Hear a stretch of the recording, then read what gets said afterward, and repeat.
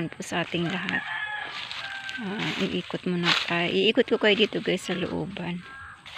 At nagpupusar po dito yung aking asawa. Mangunguha sana ako ng bayabas, kaso hilaw pa siya guys, maliliit pa. Pero ang dami na ng dami niyang bunga. Maliliit.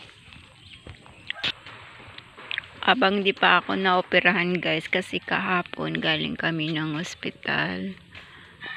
Sabi na sa akin ng doktor, kasi nga sa public hospital lang ako guys magpapa-opera, lang wala ngang pera.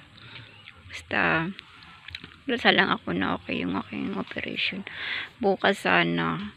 Tapos sobrang dami daw na nakapila guys na mga anak, kaya nakapila pa ako, kaya sa Lunes pa ako uli pupunta ng hospital.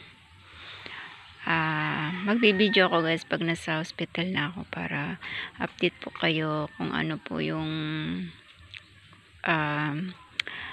kung matutuloy na po sa Lunes ang aking operation. Kaya hiling na po ako ng dasal po sa inyo na maging success po yung aking operation.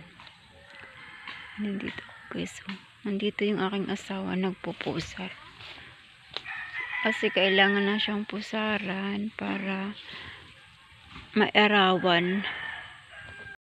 Pag naarawan kasi siya, nalabas na yung kanyang mga bulaklak. Yan, kailangan putulin yung mga sanga-sanga. Yan ang ng paminta guys.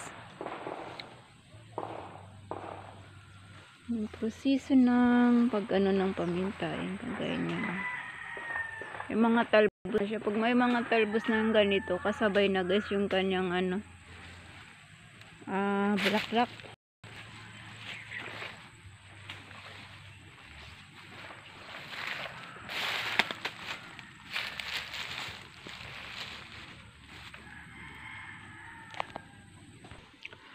May mga bunga pala yung papaya na yan, tay? Hindi, mas maganda yung dati to, sobrang haba. Ang isang piraso ay nakilo siya ng 2-3 kilo.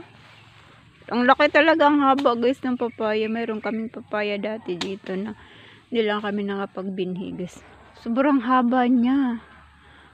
Ang isang, maniwala kayo sa hindi, ang isang peraso merong 2 kilo at kalahati, 3. Kaso ang binunga lang niya guys ay 3 piraso lang, tapos wala, namatay na siya. Ganyan pinutol siya guys. Kailangan putulin yan para magliwanag. Yan.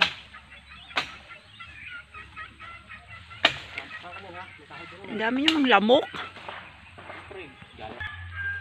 Tinignan ko sa ito nagpupusar.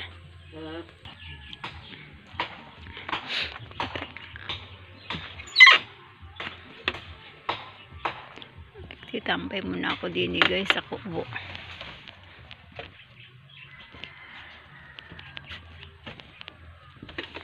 Ayun ang aking asawa guys. Totoy!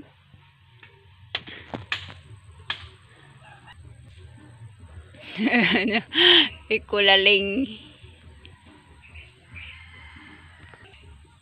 Ayun pa patunin mo pa yan. Yung malaking yan. Meng, sarap buhay mo dyan sarap ng tulog mo. Bababa na. Ayun ang asawa ko guys, nakahagdan. Kasi kailangan gamitin ng hagdan, gawa ng mataas po ang puno ng marikakaw.